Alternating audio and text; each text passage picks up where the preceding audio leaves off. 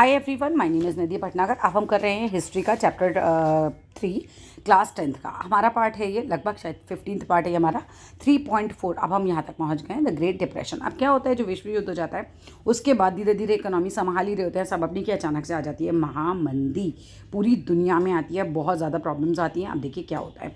The great depression begin around 1929। ये जो great depression है, जो महामंदी का टाइम जो शुरू होता है, आर्थिक महामंदी जो आती है, ये शुरुआत हो जाती है 1929 से।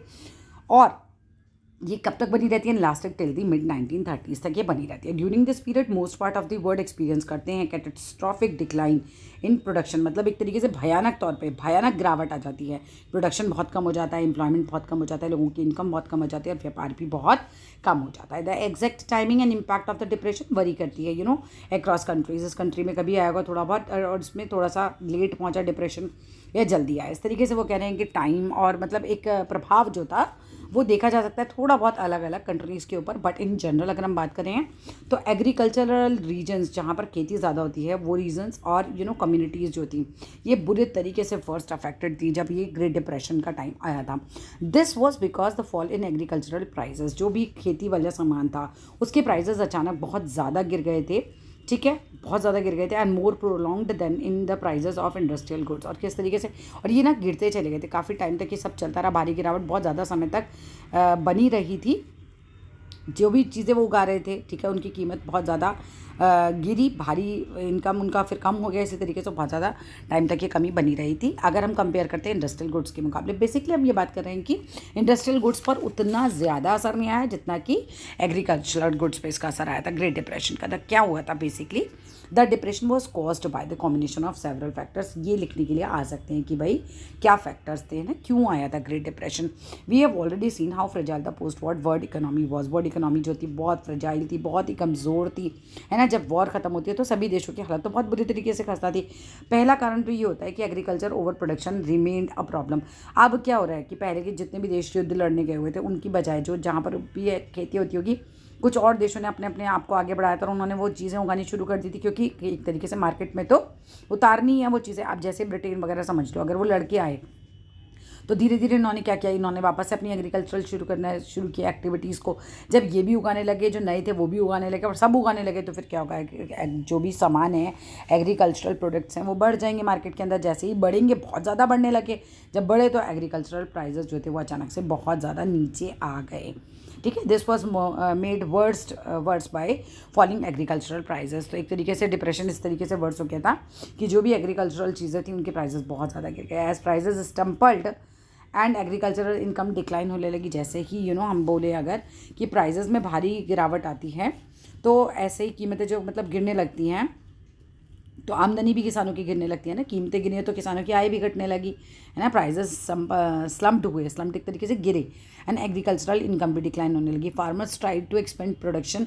अब फार्मर्स को क्या लगा कि मान लो कोई 10 किलो चीज़ उगा रहा है तो उसने कहा यार 20 किलो उगाऊंगा तो शायद उतना पैसा मिल जाए, तो और प्रोडक्शन बढ़ाने लगे। And bring a larger volume of produce in the market to maintain their overall income. इनको लगा कि मेरी ओवरऑल इनकम ठीक हो जाएगी, मैं ज़्यादा बेच लेता हूँ चलो उगा के। लेकिन इससे क्या होता है कि this worsened the glut in the market में तो जैसे गेहूँ है, अगर मान लो तो गेहूँ इतना ज़्यादा हो गया, है ना, बहुत ही ज़्यादा हो गया, कंडीशन और ज़्यादा वर्स्ट हो गई, चीज़ें गलत हो गया एक तरीके से, बहुत एक्सेस में आ गई सब चीज़ें। Pushing price down prices even further.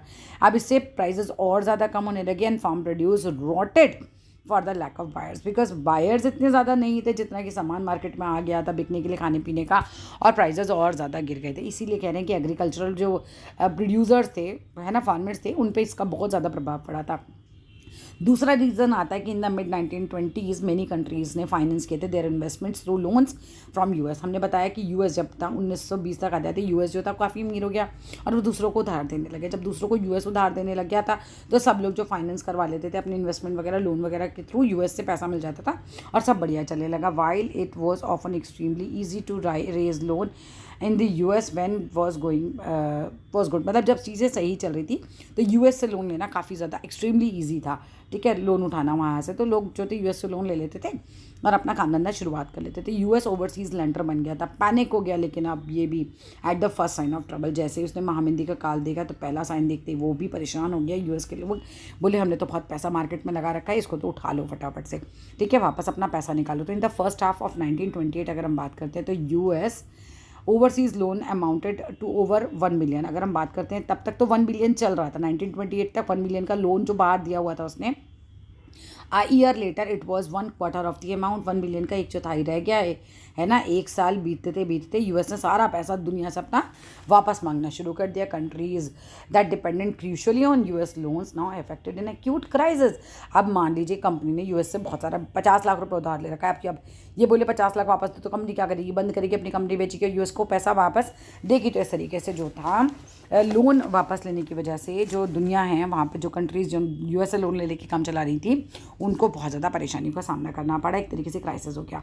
The withdrawal of US loan affected much of the rest of the world. जो विड्रॉल कर रही थी यूएस लोन्स का जो विड्रॉल हो रहा था इसका पूरे वर्ल्ड पे बहुत बुरा असर पड़ा था, दो इन डिफरेंट वेज, अलग अलग तरीक़ों से। In Europe it led to failure of some major banks. बहुत बड़े बड़े बैंक भी जो थे वो कोलैप्स हो गए थे। Currency such as British pound sterling, मतलब ये ब्रिटिश पाउंड भी इससे अछूता नहीं रहा था, है ना। करेंसी जब मतलब एक तरीके से मार्केट गिरा तो सब जगह गिरा इस वजह से, ठीक है।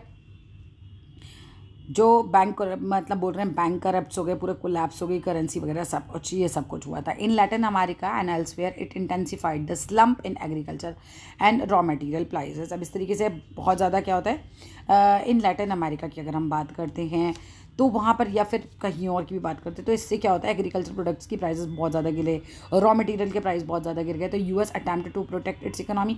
अब यूएस ने कोशिश करी कि भाई किसी तरीके से अपनी इकोनॉमी को बचाए, तो बाय डबलिंग इंपोर्ट ड्यूटीज़। तो उसके देश में ना दूसरे देशों से जो भी आता था वो उस इंपोर्ट ड्यूटी डबल लगाने लगा। Also dealt another severe blow to world trade. अब इस तरीके से क्या हो रहा है, वर्ल्ड ट्रेड और ज़्यादा कम हो रहा है। लाइक यूएस में जो भी सामान जा रहा है अगर आप उस पर बहुत ज़्यादा आयातित कर्ज लगा दोगे कि अंदर आएगा तो 2 गुना सीमा शुल्क आप उससे लेने लगोगे, तो डेफिनेटली इस फैसले से विश्व व्यापार की कमर ही टूट गई थी। सर्व ब्लो ऑफ वर्ल्ड ट्रेड, इस तरीके से पूरी कमर तोड़ दी इसने पूरे व्यापार की, विश्व के। The US was alone and industrial economy most severely affected by the depression. US जो था क्या हुआ था, also the US was also the industrial country, US भी इंडस्ट्रियल कंट्री थी, और मोस्ट सीवियरली बहुत बुरे तरीके से यूएस जो है वो अब प्रभावित हुआ था बाय द डिप्रेशन, जब ये इकोनॉमिक डिप्रेशन हुआ था। इकोनॉमिक डिप्रेशन का आपने बहुत बड़ा कारण ये देखा कि युद्ध के बाद जब सारे देश जो थे संभल रहे थे तो बहुत ज़्यादा उगाने लग गए थे सब। जो युद्ध के बीच में कुछ नए देश थे वो भी चीज़ें उगाने लग गए थे, ठीक है। और युद्ध में गए हुए देश जब वापस आए युद्ध से तो वो भी उगाने लगे। तो जब सभी उगाने लगे तो मार्केट में सामान बहुत ज़्यादा आ गया। जब बहुत ज़्यादा सामान आ गया तो प्राइजेस बहुत ज़्यादा गिरने लगे। जब प्राइजेस बहुत ज़्यादा गिरने लगे तो सब कुछ एकदम गड़बड़ हो गया, सब कुछ गड़बड़ हो गया, राइट। अब इससे किसान वगैरह जो थे, मतलब बैकबोन होती है किसान तो देश की, वही टूटने लग गई थी। With the fall in the prices and prospect of depression US banks has also slashed domestic lending and called back loans. अब एक क्या चल रहा था यहाँ पर, जो कर्ज दिए जा चुके थे उनकी वसूली भी तेज़ी से होने लगी थी। किसान जो थे वो भी नहीं बच पा रहे थे।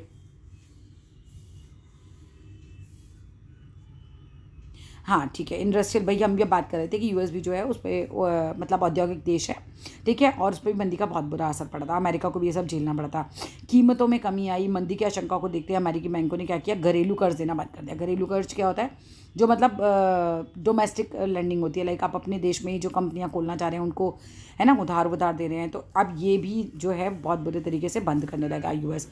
अब जब कर्ज दिए जा चुके थे उनकी वसूली बहुत तेज़ कर दी उसने, है ना। जो भी farms could not sell their harvest, households were ruined and the businesses collapsed हो जा रहे थे। परिवार तबाह हो गए, कारोबार ठप पड़ गया।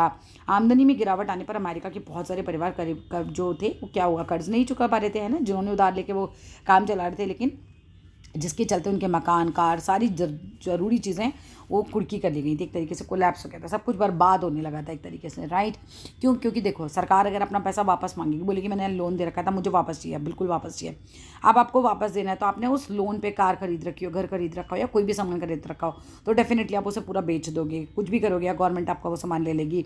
तो एक तरीके से आप वापस बर्बादी की कागार पे आ जाओगे। Faced with the following incomes, जब है ना इनकम बहुत ज़्यादा नीचे आ गई थी, many house holders in the US could not repay, तो बहुत सारे हाउस होल्डर्स जो थे वो रीपे ही नहीं कर पा रहे थे। व्हाट दे हैड बोरोड, जो भी उन्होंने बोरो करके खरीदा था, and were forced to give up, उन लोगों को अपने घर छोड़ने पड़े, अपनी कार छोड़ने पड़ी, अदर कंज्यूमर ड्यूरेबल्स जो भी थे वो सब कुछ छोड़ना पड़ा। The consumerist prosperity of the 1920s now disappeared, बिल्कुल ऐसे हो गई थी जो हम देख रहे थे ना, जितनी प्रॉस्पेरिटी आ गई थी वो बिल्कुल पफ ऑफ डस्ट हो गई थी, एक तरीके से धूल में मिल गई थी, धूल के गुबार में रातों रात वो काफूर हो गई थी, जिसे हम बोल सकते हैं। ठीक है। ये संपन्नता जो आई थी इतनी ज़्यादा कि सब कंज्यूम करने लगे थे, वो एकदम से ख़त्म हो गया था। As unemployment soared, people trucked long distances looking for any work they could find. अब जब इतना ज़्यादा कहना चाहिए कि सब कुछ इतनी ज़्यादा ही बर्बादी हो गई थी, तो लोग जो थे इधर उधर काम ढूंढने के लिए भी जाने लगे। उनको लगा कि मतलब अब हम कुछ नहीं कर सकते, तो जब बेरोज़गारी बढ़ी तो लोग काम की तलाश में दूर दूर तक जाने लगे। ठीक है। Unable to recover investments, collect loans and repay depositors, thousands of bank were bankrupt and were forced to close. अब क्या होना, आखिरकार अमेरिकन बैंकिंग व्यवस्था पूरी तरह से धराशायी हो गई, क्योंकि लोग पे ही नहीं कर रहे थे बैंक को, वापस कर ही नहीं पा रहे थे, तो वो पूरी व्यवस्था जो थी धराशायी हो गई। निवेश से अपेक्षित लाभ ना पा सके। जितना उन्होंने निवेश किया था और जितना उन लोगों को लग रहा था कि हमें ना लाभ मिलेगा बैंकों को, वो भी नहीं मिला। तो हज़ारों बैंक जो थे दिवालिया हो गए, बंद कर दिए गए। The numbers are phenomenal. By 1933 की अगर हम बात करें, ओवर 4000 बैंक्स हैज़ क्लोज। लगभग 4000 बैंक 1933 में 4000 बैंक बंद हो जाते हैं। बिटवीन 1920 1932 की अगर हम बात करते हैं तो लगभग 1,10,000 कंपनीज ये भी कोलैप्स हो जाती हैं। बाय 1935 अगर हम बात करें, a modest economic recovery was under way in most industrial country. ठीक है। 1935 आते आते ज़्यादातर औद्योगिक देशों में आर्थिक संकट से उभरने के लिए संकेत दिखाई देने लगे। लगा 35 तक आते आते अब थोड़ी सी रिकवरी होनी वापस से शुरू होती है। ठीक है। But the great depression wider affects on society. बहुत ज़्यादा इस ग्रेट डिप्रेशन ने बहुत बुरे तरीके से प्रभावित किया था सोसाइटी को, पॉलिटिक्स को एंड इंटरनेशनल रिलेशंस को, एंड ऑन पीपल्स माइंड, लोगों के दिमागों को, प्रूव्ड मोर इंड्योरिंग। अब सब ऐसा छाप पड़ गई थी, इतनी बुरा उन्होंने समय देखा था, मतलब जो जल्दी मिटने वाली नहीं थी। That's all in this video. फिर मिलता है नेक्स्ट वीडियो में। Thank you.